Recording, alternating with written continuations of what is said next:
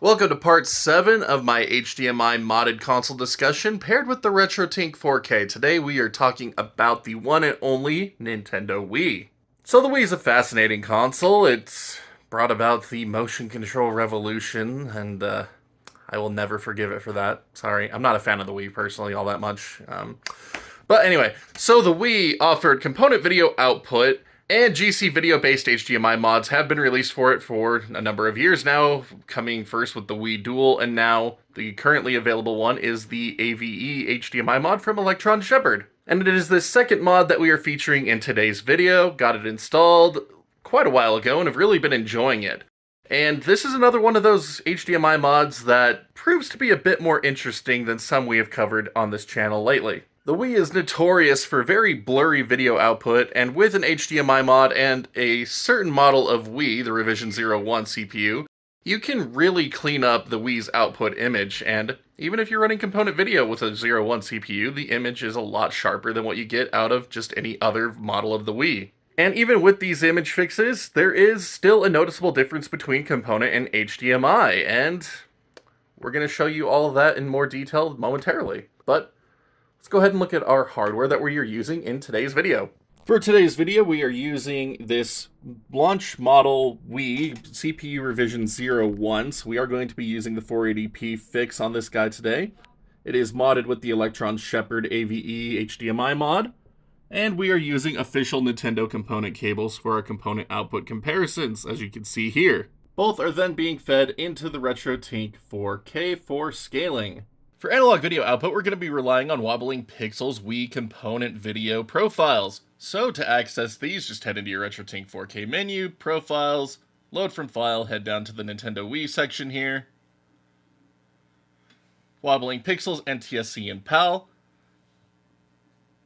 And then we have two aspect ratios to work with. So we have the 4:3 and 16:9. So depending if you're using your system in 4:3 or 16:9, you'll load the one that is appropriate for your needs. So just as a reminder, 16:9 on the Wii is anamorphic. So if you want to have sharper gameplay, 4:3 is going to give you that. But anyway, for today's purposes, we are going to be using 16:9. So I'm going to go ahead and load up this profile.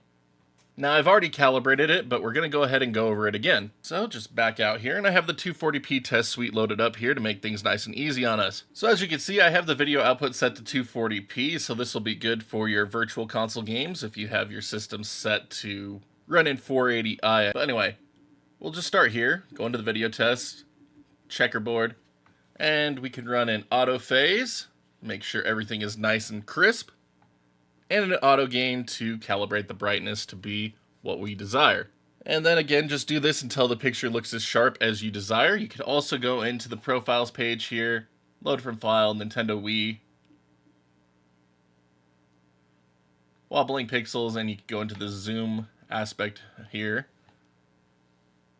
Run autophase again just to make sure you get a really crisp picture. And then you can go into advanced settings, RGB component ADC,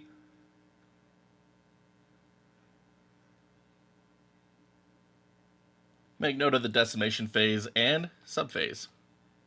And then you can enter those in on the other profiles. And there we go. So with that first resolution done, I'm just going to go ahead and save over the current profile, so it's always going to have this when I load it up. But we'll just go ahead and do the same thing for all of our different resolutions. So on the 240p test suite, you can come back out to the main menu, go down to video. And we're going to load up 480p next here. There we go. Video tests, and we'll go back into that checkerboard, and we're going to run the same process again, minus the gain. The gain should save from your last one, but we can run autophase here until we get a nice crisp image. And once completed, just go ahead and save over the profile again, so that way everything you load up is going to be nice and sharp. And there we go. Analog video ready to go. And again, if you're going to be using 480i or a 4:3 aspect ratio, you need to do it on that resolution and the other profiles as well. But for the intents and purposes of this video, that is all we're going to do today.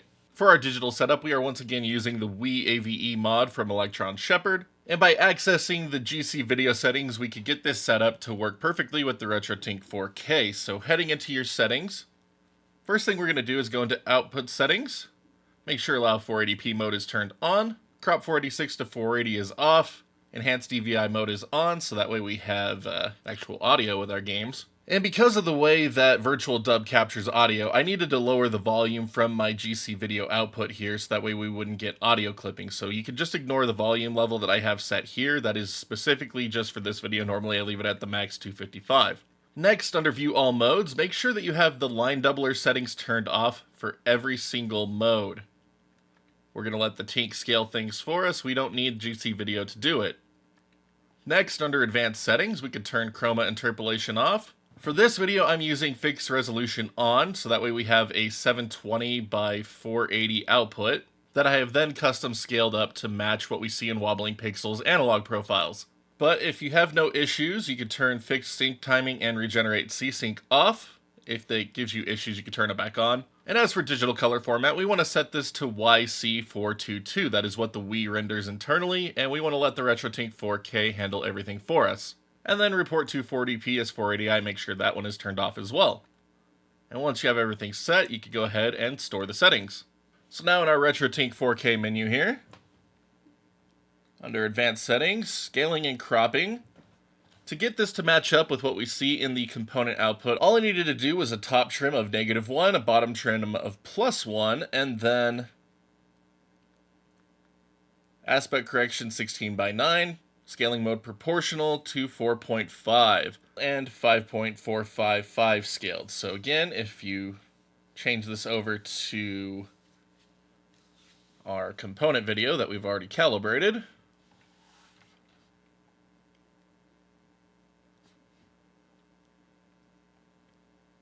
you can see that it lines up perfectly.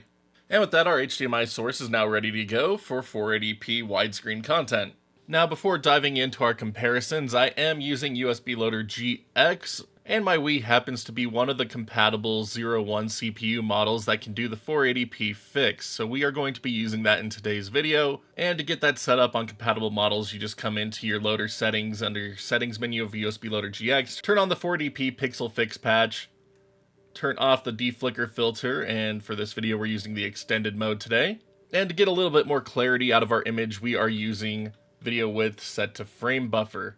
And with these in place, let's go ahead and dive into our comparison.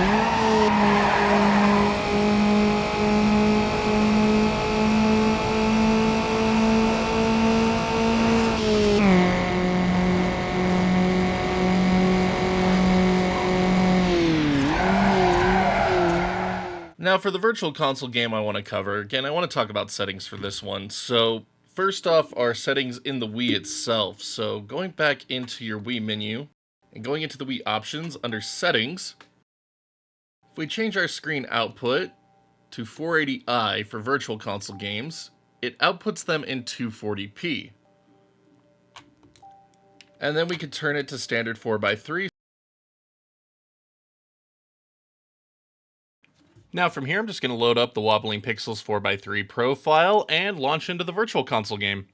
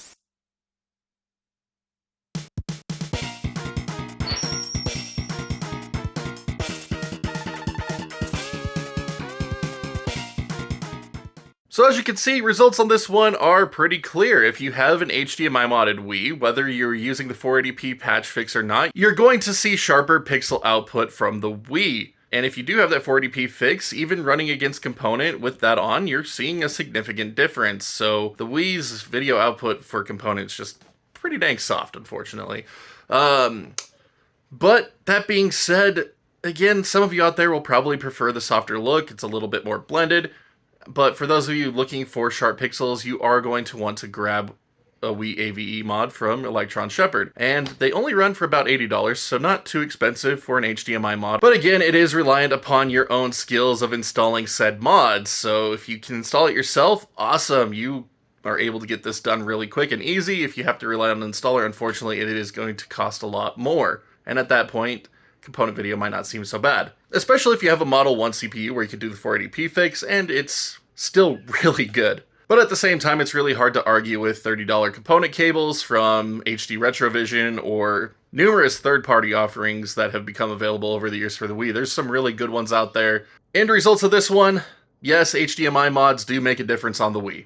So for anyone looking to go the component route, HD Retrovision is my current go-to for Wii component cables for anyone that is just getting into the Wii or doesn't have a good quality set already. The quality is a night and day difference over cheap generic branded no-name cables, and honestly they probably have slightly better video output than the official Nintendo ones, and I kinda wish I'd used them for today's video, but mine are very well integrated into another setup. And for everyone interested in the AVE HDMI kit, they are again going for $79.99. But they do require you to manually install them, so if you can't do it yourself, a list of recommended installers is listed below, and you could reach out and contact any of them to figure out their prices and all that good stuff.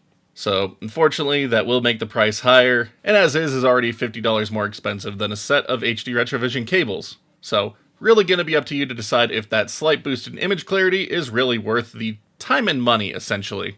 But we're going to go ahead and call it here. Thank you so much for watching today's video. I hope you have found it somewhat informative, if not long-winded. But just a big thank you to each and every one of you for watching. Always means the world to me. Thank you for helping support this place. Just couldn't do it without all of you. But here at the end, the usual favors, thumbs up, thumbs down, depending how much you like this one, sub button, notification bell, and please be sure to check out that join button here on YouTube or the Patreon link in the bottom right-hand corner of the screen if you'd like to see this channel continue well into the future and do more fun things like this.